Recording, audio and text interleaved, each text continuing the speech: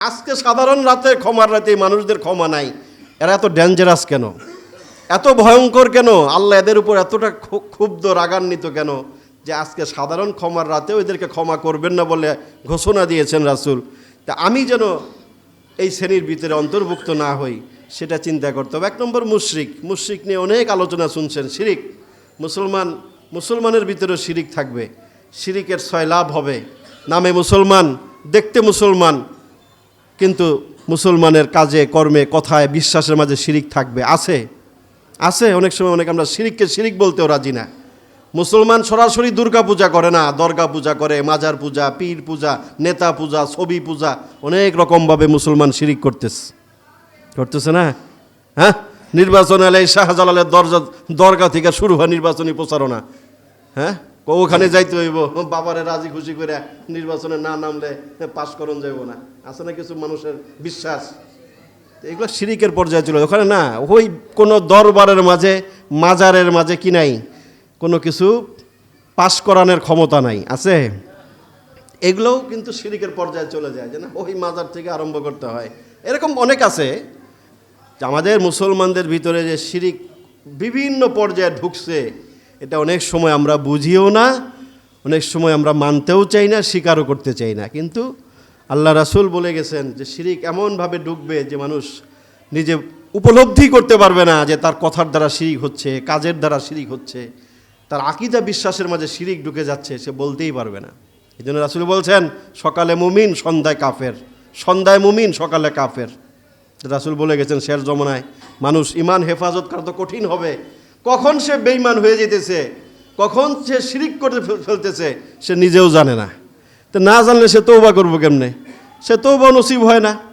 এটাই রাসূল বলছেন ইউসবিহু রাজুলু মুমিন ইউমসি কাফের, ইউমসি রাজুলান মুমিন ইউসবিহু কাফের। সকালে ঘর থেকে বের হয়েছে ইমান নিয়ে, সন্ধ্যার সময় বাসায় ফিরছে বেঈমান হইয়া। সন্ধ্যার সময় ইমান নিয়ে ঘরের মাঝে ছিল, সকালে বের হয়েছে বেঈমান হয়ে। এই কথা রাসূল হাদিসের মাঝে বলে গেছেন। কেন, কাদের সম্পর্কে বলছেন? মুমিনদের সম্পর্কেই বলছেন।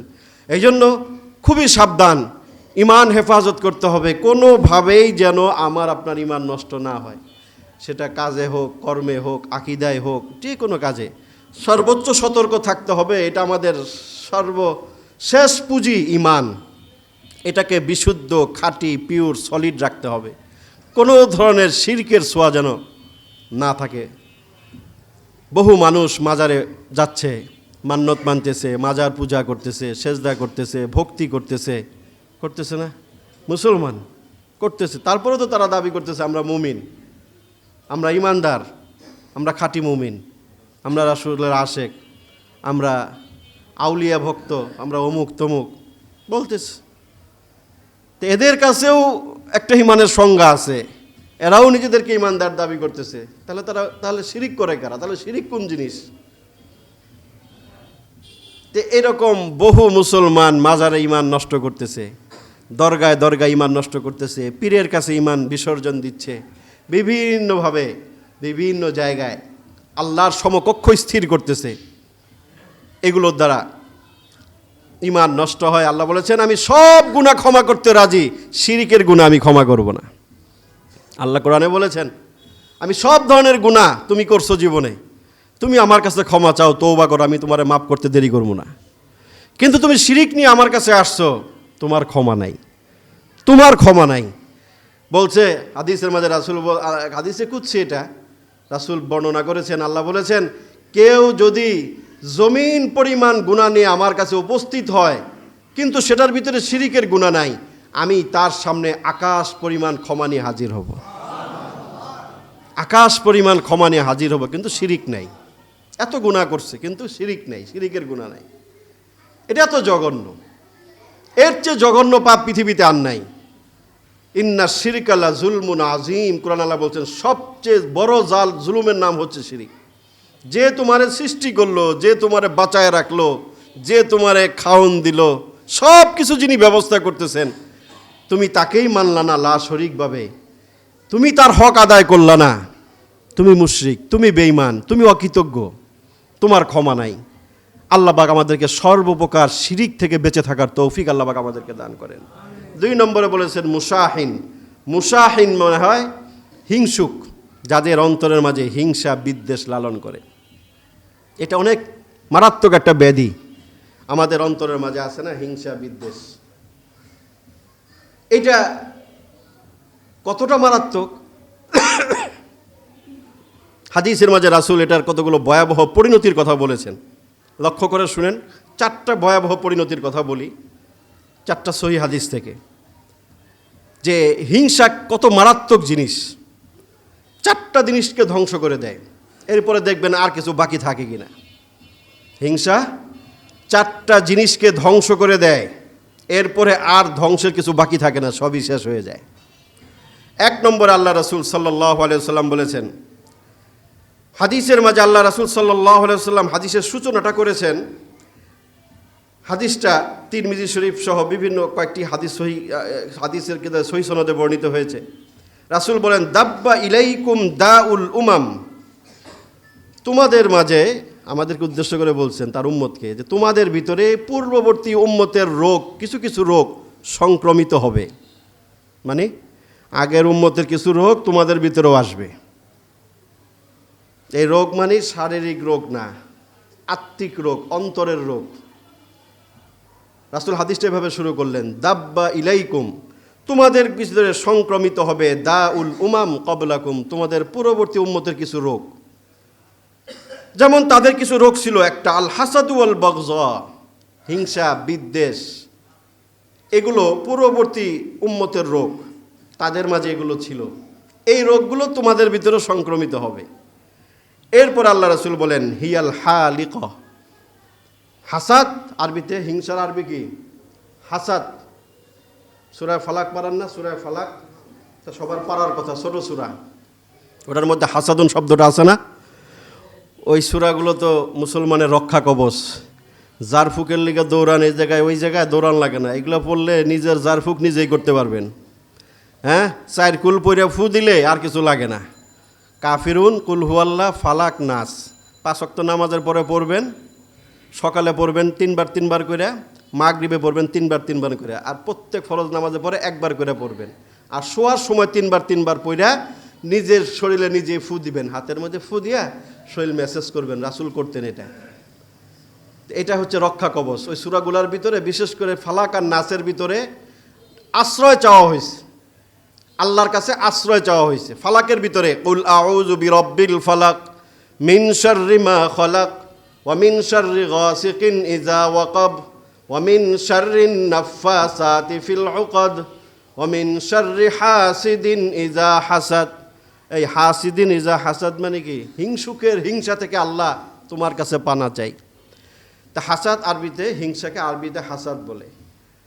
তে আল্লাহ রাসূল সাল্লাল্লাহু আলাইহি ওয়াসাল্লাম বললেন, হিয়াল হালিক, হিংসা হচ্ছে মুন্ডনকারী, মুন্ডনকারী। এরপরে রাসূল আবার নিজেই ব্যাখ্যা করে বলতেছেন, লা আকুলু তাহলিকুশ শা'r, আমি এটা বুঝাই নেই যে হিংসা মাথার চুল মুন্ডায় দেয়, এটা বুঝাই নেই। লাকিন তাহলিকুদ্দিন, হিংসা এমন একটা মারাত্মক ব্যাধির নাম, তাহলিকুদ্দিন, এটা তোমাদের দিন ধর্মকে ধ্বংস করে দেয়। কি মিটায় দেয়? বুঝেন না এই কথা? দিন ধর্ম, আপনার ধর্মটাকে নিশ্চিহ্ন করে দিবে, বরবাদ করে দিবে, ধ্বংস করে দিবে কে? হিংসা। এটাকে রাসূল বলছেন তাহলিকুদ্দিন, হালিক, এটা মুন্ডনকারী।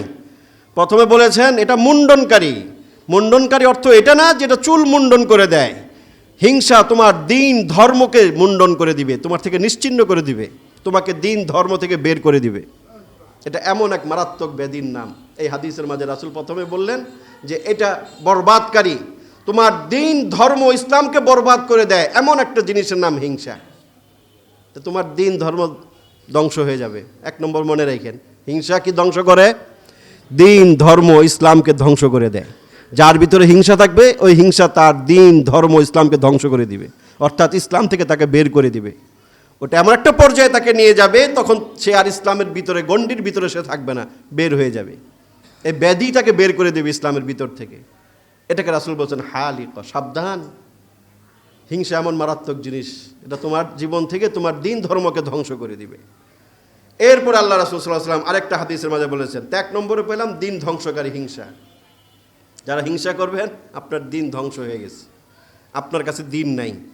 হিংসুকের কাছে দিন নিরাপদ না, তার কাছে তার ধর্ম নিরাপদ না, ওটা ধ্বংস হয়ে যাবেই যাবে। এটা রাসূল বলে গেছেন, এটা আমার কথা না। 2 নম্বর কি ধ্বংস করে দেখেন, আল্লাহ রাসূল বলেছেন ইয়াকুম ওয়াল হাসাদ ফাইন্নাল হাসাদা ইয়াকুলুল হাসানাত কামা তাকুলুন নারুল হাতাব। নেকি ধ্বংস করে দেয়। হিংসা কি করে? নেকি ধ্বংস করে দেয়। 1 নম্বরে গেছে দিন ধর্ম ধ্বংস করে। 2 নম্বরে নেকি, যত নামাজ রোজা হজ যাকাত দান সদকা যা করেন ধ্বংস করে দিবে। হিংসা আপনার সকল আমলকে বরবাদ করবে, ধ্বংস করবে। এটা আল্লাহ রাসূল সাল্লাল্লাহু আলাইহি সাল্লাম এক সহিহ হাদিসের মাঝে বলেছেন ইয়াকুম ওয়াল হাসাদ। মনোযোগ দিয়ে শুনেন, আমি অসুস্থ মানুষ, কথা বলতে আমারও কষ্ট হইতেছে, ভালো না লাগলে ছেড়ে দিই, মুনাজাত করে জায়গা। যদি গুরুত্ব মনে হয় চুপচাপ শুনেন, উড়া বসা করেন না। কিছু আমল করতে হলে কিছু জানতে হইব তো, আর সব যদি জানি না থাকেন তাহলে বলেন, শেষ করে দিই শর্ট সঙ্গে। আমার আরও ভালো, বুঝলেন না? 3 দিন পরে আইছি ওষুধ মষুধ খায়া, আজকে তো আওয়ানি লাগবো, উপায় নেই তো। এই জন্য কথাগুলো গুরুত্বপূর্ণ, কারো গায়ে লাগলে আস্তে করে উঠতে যাবেন, কারণ না হুজুরে কী কইতেছে, তাহলে লাভ হলো না তো। কারণ এটা তো কারো টার্গেট করে বলতেছি না, কারণ বললাম না, আগেই বলছি হুজুর খাজুর সবার ভিতরেই থাকতে পারে হিংসা, আছে না? হুজুরের লগে হিংসা করে, ব্যবসায়ীর লগে হিংসা করে, আছে না? এক দোকানদার লগে হিংসা করে। মারাত্মকভাবে ছড়ায় গেছে তো। প্রথমে তো বলছে স্বীকার করেন আর না করেন সেটা বিষয় না, কিন্তু আছে আমাদের ভিতরে এটা। তা আছে যখন একটু চিকিৎসা করে বের করে দেয়, তো আমার আপনার উপকার হবে, ঠিক না? তো 2 নম্বরে রাসূল বলছেন এটা তোমার নেক আমল ধ্বংস করে দিবে। তাহলে আমি যত নেক আমল করি যদি না টিকে, তাহলে এই নেক আমল করে লাভ আছে? রাসূল বলছে যার ভিতরে হিংসা থাকবে তার নেক আমল থাকবে না, ধ্বংস হয়ে যাবে। সে যতই ইবাদত বন্দেগী করুক, কোনোটাই টিকবে না যতক্ষণ পর্যন্ত তার ভিতর থেকে হিংসা বের না হবে, সে হিংসা থেকে বের হতে না পারবে। কথাগুলো মনে রাখবেন, মাত্র 4টা পয়েন্টই কথা বলবো। এই 4টা জিনিস মনে রাখবেন যে হিংসার ক্ষতিটা কি। তাহলে হিংসা যদি আমার ভিতরে থাকে তাহলে আমার আর রইলটা কি? এই হাদিসের মাঝে রাসূল বলেছেন ইয়াকুম ওয়াল হাসাদ, সাবধান, হিংসা থেকে সাবধান, তোমরা হিংসা থেকে বাঁচো। ইয়াকুম ওয়াল হাসাদ, হাদিসটা শুরু করছেন রাসূল এইভাবে, ইয়াকুম ওয়াল হাসাদ, সাবধান তোমরা হিংসা থেকে বাঁচো। কারণ আল্লাহ রাসূল বলেন ফাইন্নাল হাসাদ ইয়াকুলুল হাসানাত কামা তাকুলুন নারুল হাতাব। কারণ হিংসা হচ্ছে ইয়াকুলুল হাসানাত, নেকি খায়া ফেলায়। আকালা ইয়াকুলু মানে খাওয়া, এখানে রাসূল ওই শব্দটা ব্যবহার করছেন, ইয়াকুলুল হাসানাত, নেকি খায়া ফেলায়।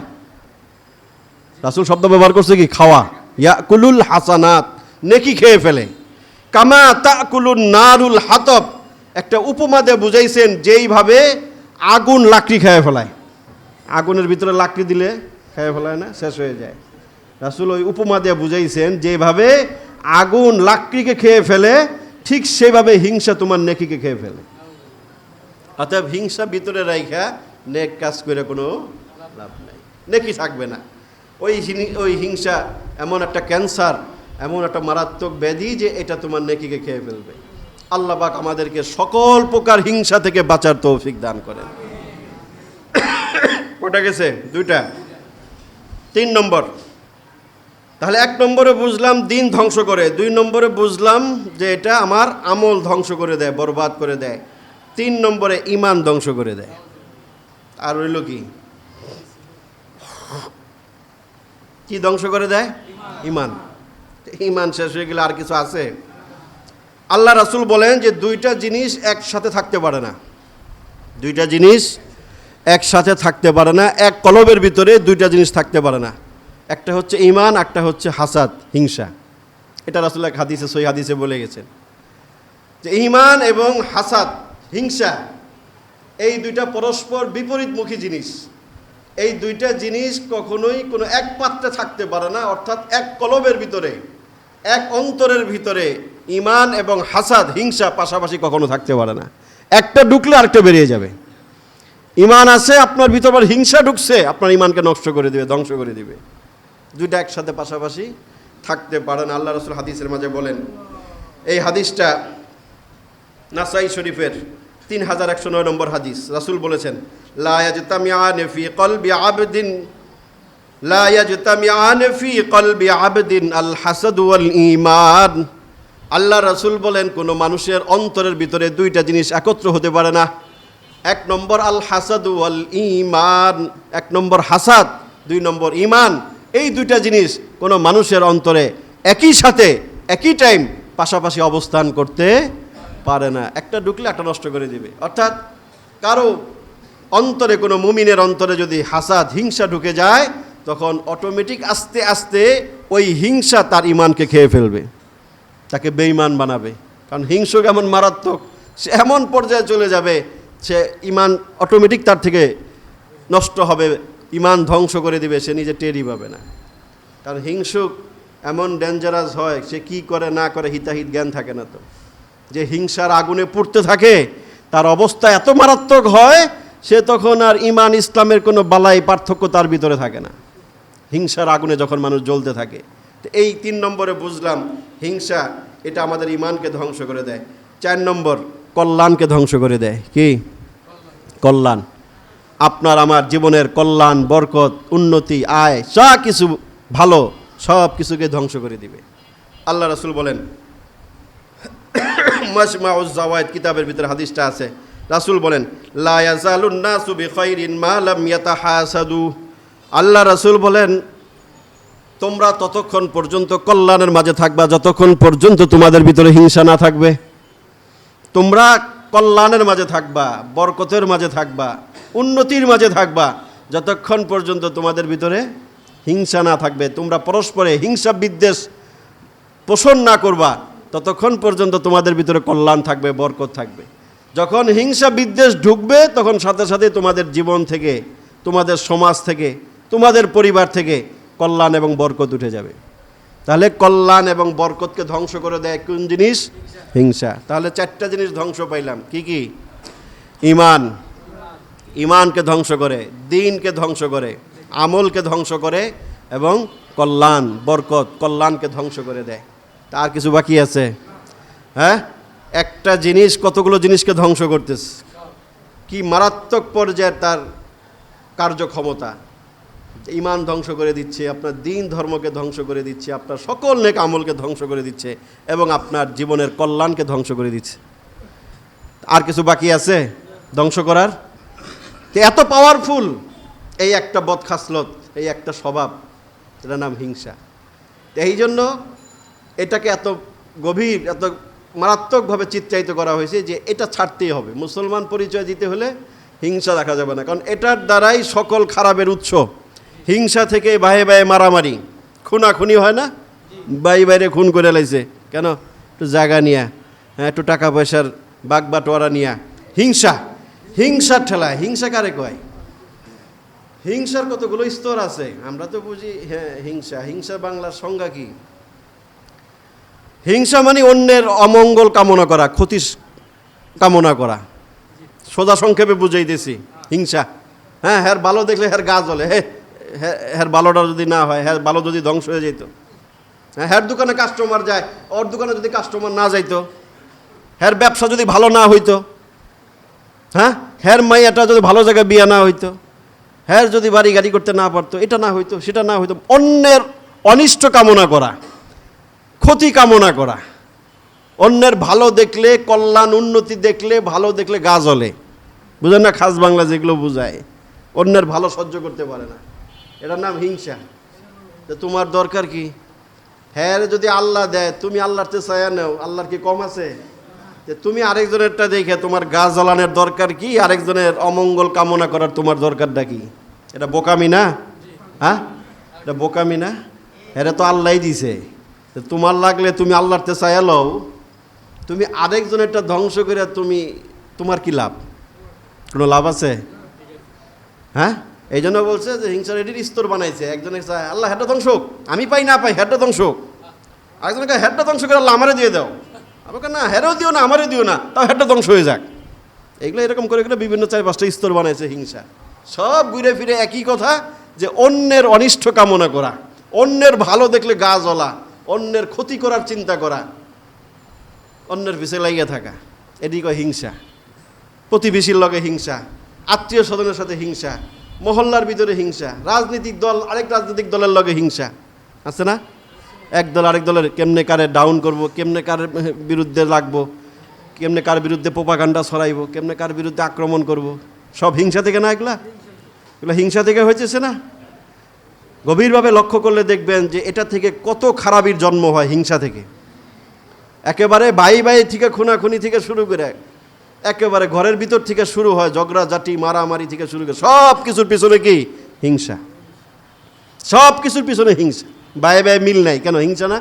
বিয়ে করছে কহে বউটা ভালা না, পোলা বিয়ে করাইছে বউটা ভালা না, বউটা পোলাটা নষ্ট করে হালাইছে না, বউয়ে খালি কুবুদ্ধি দেয়, এইটা দেয় সেইটা দেয়। আরে বউয়ের দোষ দেও, আগে নিজের পোলার দোষ দেও।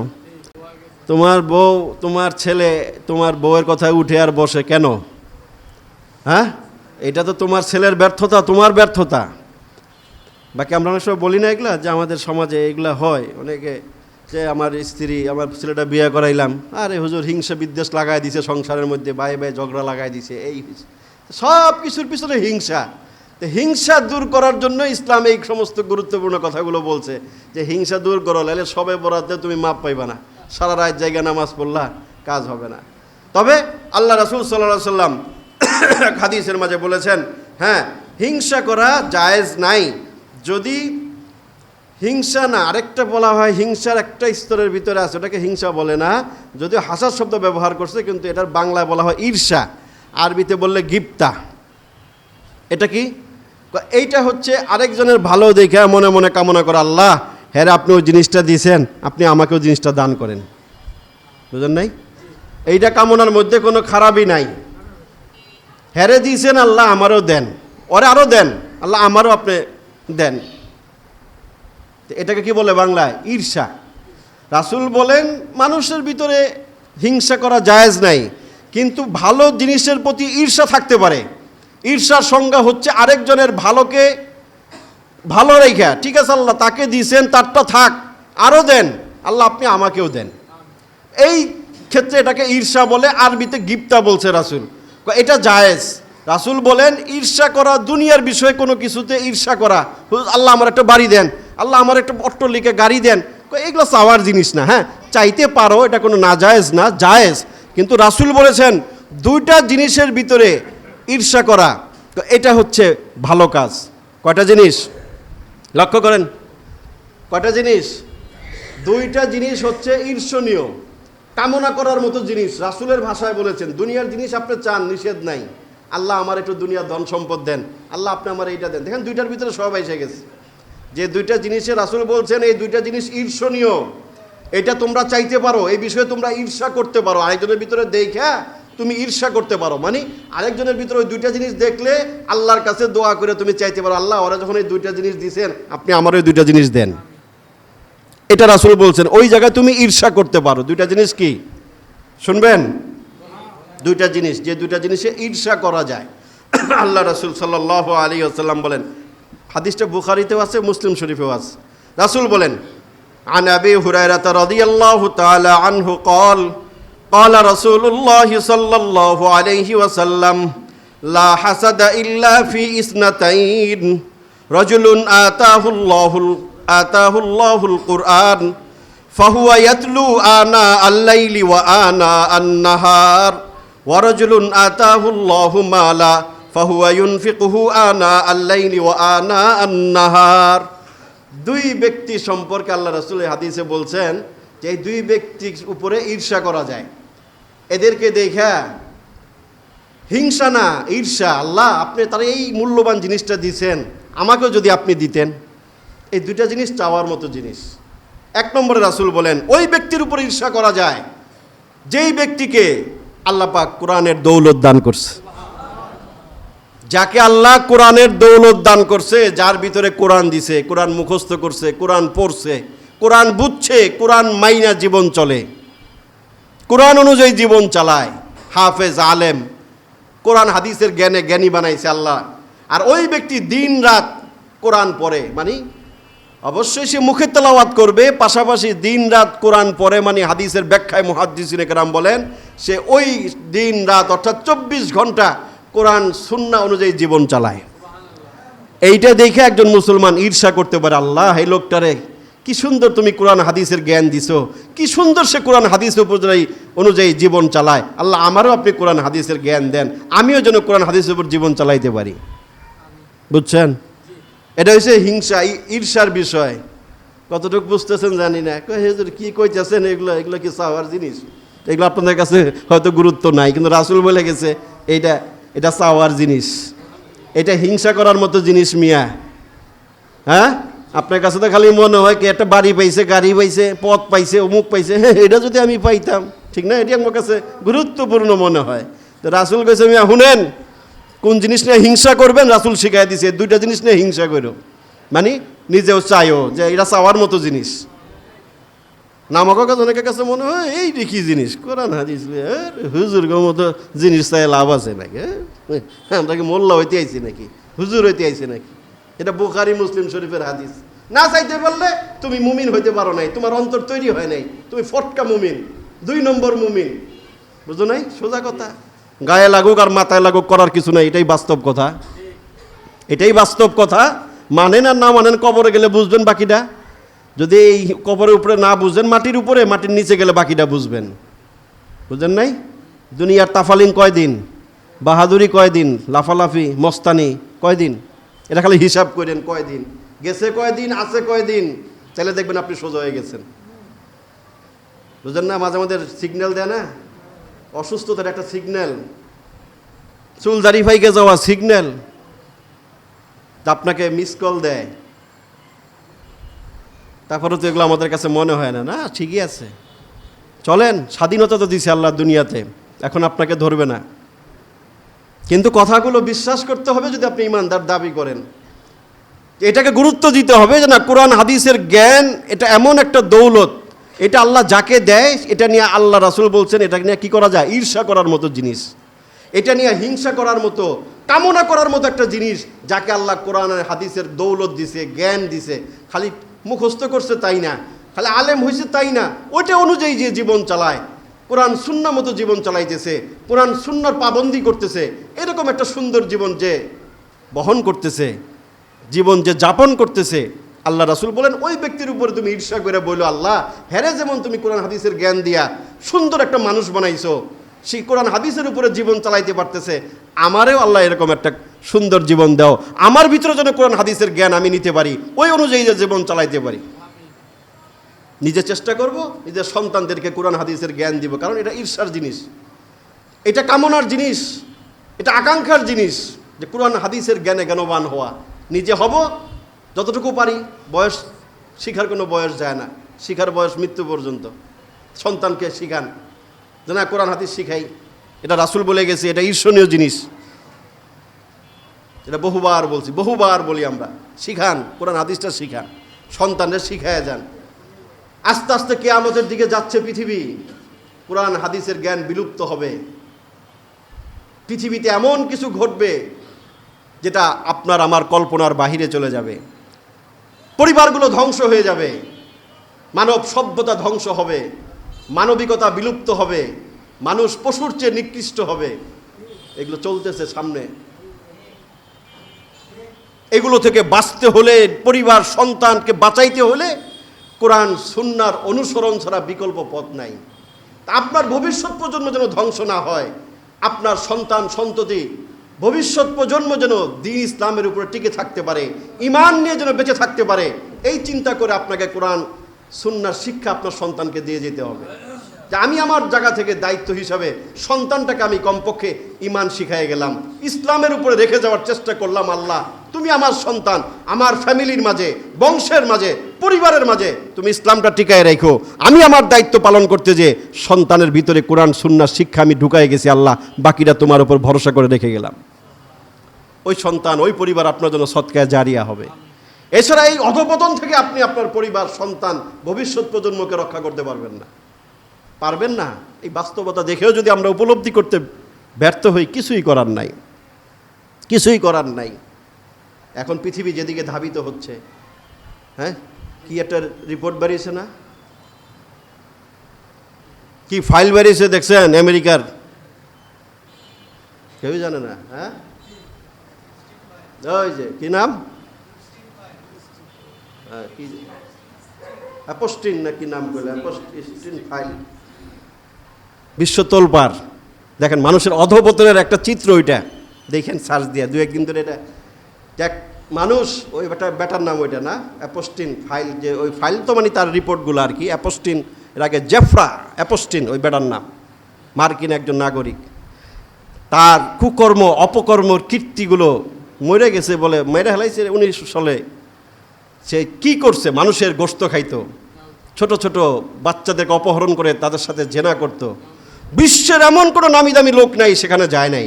আলাদা দ্বীপ কিনা ফেলাইছে, ওখানে শয়তানের পূজা হতো, তা শয়তানের দ্বীপ বলে। তো ওখানে আমাগো ভারতবর্ষে আমাগো এই অঞ্চলেরও বহু মানুষ ওখানে যাইত তার সাথে ওখানে। তো ওখানে কি না হয়েছে ওগুলা দেখলে মনে হয় যে রাসূল যা বলে গেছে। বিভৎস চিত্রগুলো সব সামনে আসতে দেয় নাই, কিছু রিপোর্ট পেশ করছে নথিগুলো, যে ওখানে কি জঘন্যতম মানবিক বিপর্যয়ের কাজগুলো সেখানে হতো। ছোট ছোট 2-3 বছরের বাচ্চাদেরকে নিয়ে কীভাবে ধ্বংসন করা হতো, তাদের বিভিন্ন অঙ্গ প্রত্যঙ্গ কেটে খাওয়া হতো, পৈশাচিক উল্লাস হতো সেখানে, শয়তানের পূজা হতো সেখানে। আমাকে মোদি চাচাও সেখানে যাইতো, বুইরা ওই ভারতের, ওর নাম ওয়াইছে, ওই বুইরা বলে ওই দ্বীপে যাইতো ওই বেটার লাগে। এরকম বহু ধনকুবের, ওই ট্রাম ড্রাম তো আছে, এরকম বহু লোক আছে। তো এগুলো রাসূলের ভবিষ্যৎবাণীর একটা প্রতিচ্ছবি। বলে গেছে যে পৃথিবী কতটা খারাপে যাবে তুমি চিন্তাও করতে পারবা না।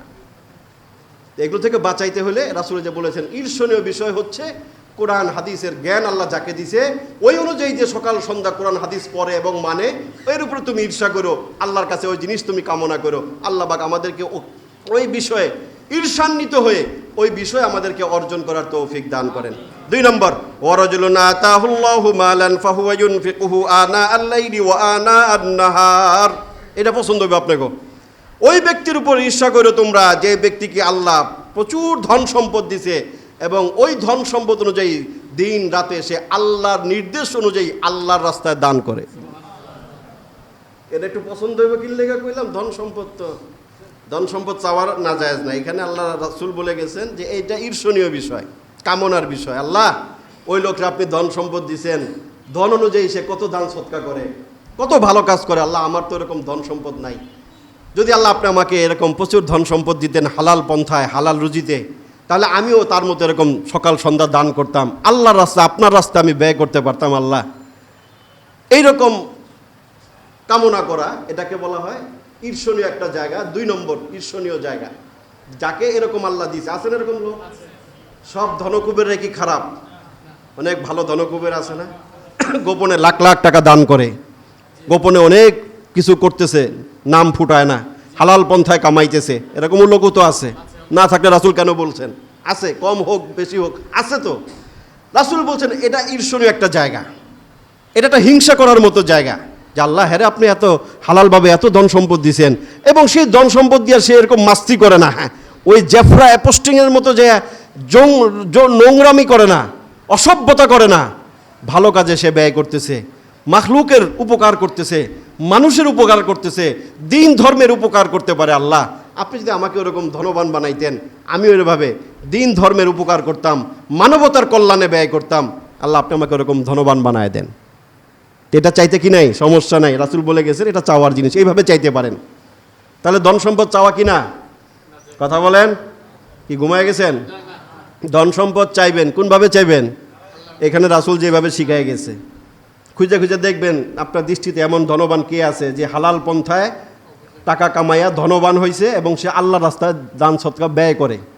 রাসূলের নির্দেশিত পন্থায়, কোরআন হাদিস নির্দেশিত পন্থায় যে টাকা পয়সা ব্যয় করতেছে, এমন একটা লোকটা সিম্পল বানায়া আপনি দোয়া করেন আল্লাহ হ্যার মতো আমার ধন সম্পদ দেন, হ্যার মতো যেন আমি কি করতে পারি, দান সৎকার করতে পারি। আমাদের দেশে না পুরা বিশ্বের মাঝে ইতিহাস খুঁজলে পাইবেন, বহু হালাল পন্থায় ধনকুবের আছে, লক্ষ লক্ষ কোটি কোটি টাকা তারা দান করতেছে, নীরবে গোপনে মানবতার কল্যাণে কাজ করতেছে, মানুষের জন্য, ইসলামের জন্য, দ্বীনের জন্য কাজ করতেছে। আল্লাহ পাক আমাদেরকে সেই তৌফিক আল্লাহ পাক আমাদেরকে দান করেন। তাহলে 2টা জায়গা পাইলাম, হিংসা করার মতো, ঈর্ষা করার মতো। আরেকটা জায়গা রাসূল এটা বলেছেন ইহুদিদের প্রসঙ্গ উল্লেখ করে, যে তোমাদের 2টা কাজের উপরে ইহুদিরা ঈর্ষা করে, হিংসা করে। কয়টা জিনিস? 2টা আমলের উপরে ইহুদিরা তোমাদের হিংসা করে। এইটা বলে শেষ করতেছি। এইখানে রাসূল বলেছেন, মা হাসাদাত কুমুল ইয়াহুদু আলা শাইইন মা হাসাদতুকুম আলা সালামি ওয়াত তামিন। ইবনে মাজাহ 856 নম্বর হাদিস। এই হাদিস আল্লাহ রাসূল বলেন, ইহুদিরা তোমাদের দুইটা বিষয়ের উপর হিংসা করে, যে এই দুইটা জিনিসের মাঝে এত সোয়াব, এইটা দেখে ইহুদিরা হিংসা করে। একটা হচ্ছে আলা সালাম, তোমাদের সালাম দেখে ইহুদিরা হিংসা করে। পৃথিবীতে সবচেয়ে উৎকৃষ্ট সুন্দর অভিবাদন রীতি কাদের? মুসলমানদের। আসসালামু আলাইকুম ওয়া রাহমাতুল্লাহি ওয়া বারাকাতুহু। রাসূল বলেন ইহুদিরা এটা দেখে হিংসা করে। আরে মুসলমান কি সুন্দর সালাম পাইছে, আর কত নেকি। হ্যাঁ, সালাম দিলে নেকি হয় না? হ্যাঁ, ছোট্ট একটু সালাম দিলেও 10 নেকি, একটু ভালো করে দিলে 20 নেকি, আর একটু ভালো করে দিলে 30 নেকি না? ওয়া রাহমাতুল্লাহি ওয়া বারাকাতুহু এই পর্যন্ত যদি বলেন কয় নেকি হয়? 30 নেকি। তাহলে আপনি সারাদিন ইচ্ছা করলে কত নেকি কামাইতে পারেন। আর শুধু তো নেকি তো হইলই, পাশাপাশি রাসূল সহিহ হাদিসে বলছে, কোনো মুসলমান যদি আরেক মুসলমানের জন্য কোনো দোয়া করে, আল্লাহ পাক প্রথমে ফেরেশতারা কি করে, যে দোয়াটা করছে আরেকজনের জন্য, ফেরেশতারা দোয়া করে, আল্লাহ আগে আপনি এই ব্যক্তির জন্য এই দোয়াগুলো কবুল করেন। এটা কিন্তু গুরুত্বপূর্ণ একটা বিষয়, মাথায় রাখবেন। আমরা অন্যের জন্য দোয়া করতে চাই না। হ্যাঁ, আল্লাহ আমারে দেন, আল্লাহ এটা করেন, আমারে এটা দেন, এটা দেন, নিজের জন্য চাইতে যেতে কাহিল। আপনি যদি খালি বলেন আল্লাহ ওনারে দেন, আল্লাহ ওই বাইরে আপনি ওইটা দেন, আল্লাহ রাসূল বলেন ফেরেশতারা তখন দোয়া থামাই দিয়ে বলে, আল্লাহ আগে এই বেটারে দেন। সে যেহেতু আরেকজনের জন্য দোয়া করছে, তখন ফেরেশতারা আপনার জন্য ওই দোয়া সুপারিশ করে, তো তখন দোয়া কবুল হওয়াটা সহজ হয়। এই জন্য রাসূল বলছে, তোমরা দোয়াটাকে আম করে দিবা, দোয়াটাকে ব্যাপক করবা, সবার জন্য, সকল মুমিন মুসলমানের জন্য করো, সকল মহল্লাবাসীর জন্য করো, সকল মানুষকে শামিল করে দোয়া করো। কারণ এটার মাঝে ফায়দা যে ফেরেশতারা ওই দোয়াটা তোমার জন্য আল্লাহর কাছে কবুলের জন্য সুপারিশ করে। মনে থাকবে তো, দোয়া করার সময় সবার জন্য দোয়া করবো, তাহলে ওই দোয়া আমার জন্য কবুল হবে। তো আল্লাহ রাসূল সাল্লাল্লাহু আলাইহি সাল্লাম বলেন যে ফেরেশতারা এই সালামের জন্য হিংসা করে, ইহুদিরা। কেন? যে এটার মধ্যে সোয়াব আছে, নেকি আছে, এবং আবার দোয়ার উল্টা সে দোয়া পাইতেছে ফেরেশতাদের, আবার এটার মধ্যে রহমত, বরকত, শান্তির বর্ষণের দোয়া আছে। সালাম মানে কি? শান্তি। আসসালামু আলাইকুম ওয়া রাহমাতুল্লাহি ওয়া বারাকাতুহু। কয় জিনিস? সালাম, শান্তি, রহমত, বরকত। 3 জিনিসের এক বাক্যের মধ্যে, হ্যাঁ, 3 in 1, একের ভিতরে 3 কমপক্ষে। আর এই রহমত, বরকত আর এই শান্তি, এরপরে আর কিছু থাকে না, সব এটার মধ্যে চলে আসে। এতটা পাওয়ারফুল, বিউটিফুল একটা দোয়া। এটা দেখে ইহুদিরা হিংসা করে, এত সুন্দর দোয়া মুসলমান পাইলো, আমরা পাইলাম না। এই একটা বিষয়। আরেকটা বিষয় ইহুদিরা তোমাদের বিষয়ে হিংসা করে, সেটা হচ্ছে ওয়াত্তামিন। সূরা ফাতিহার পরে জামাতে নামাজ পড়লে, নামাজের ভিতরে যে সূরা ফাতিহার পরে যে আমিন বলা হয়, ওই আমিনটা দেখা, ওই আমিনের সোয়াব দেখা ইহুদিরা তোমাদের উপরে হিংসা করে।